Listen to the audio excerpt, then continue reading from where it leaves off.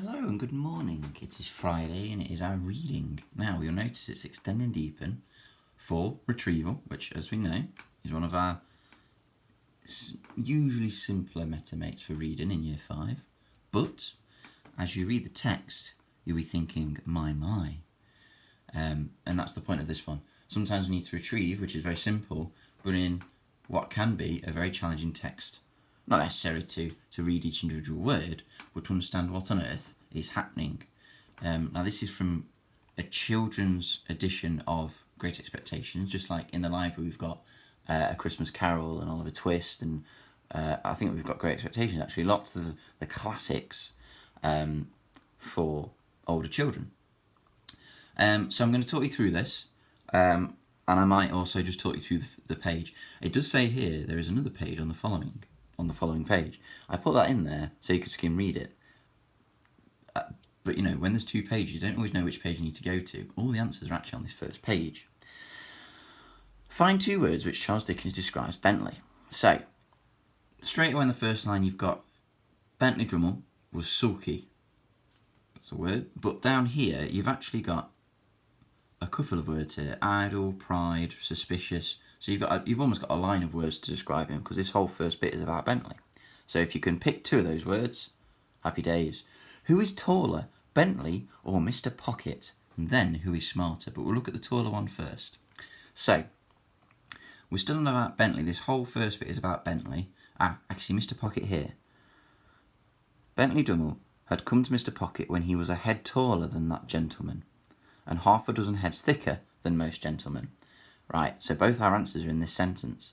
Bentley had come to Mr. Pocket when he was a head taller. So Bentley is taller than Mr. Pocket, and half a dozen heads thicker. Now, thicker is obviously not the nicest way of saying that somebody isn't very clever. To say half a dozen heads thicker than most gentlemen potentially really is not very kind. So, Bentley is taller, but Mr. Pocket is certainly smaller. Who is the spitting image of his mother? Now, the spitting image means you're exactly the same. You know, you look so much like them. So, I've not seen anything about looking like somebody else yet. We've got mother here, so we'll skim read here. Here we go. So, someone called Startop, run about here. He had woman's delicacy of feature, and was, as you may see, though you never saw her, said Herbert to me, exactly like his mother. There you go. So, though you never saw her, he's exactly like her mother. So, his mother. So, Startop is the answer for that one. The other orange one. Find the phrase which tells you Bentley didn't walk properly. Now, I think there's potentially 2 here. You've got up here, heavy in figure, movement and comprehension. So, heavy in figure. Heavy in movement, well, that normally means you're very slow, which means you're not potentially walking correctly, you know. Walking pace is pretty standard. And then also, there's something down here. Where was it? I'm sure there were 2. Awkward tongue that seemed to loll about in his mouth as he himself lolled about in the room. Now, loll, well, you may think this laugh out loud is not.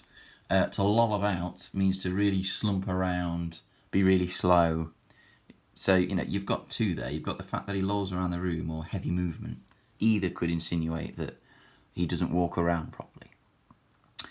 Who would the character telling the story talk to when rowing? So, I saw something about rowing down here. Boat, right. Okay. What you need to do here, you've got a parenthesis here that tells you that somebody called Herbert tells them that he's exactly like his mother. It was but natural that I should take him on such more kindly than Drummond in the earliest evenings of our boating. So, Herbert tells him about that.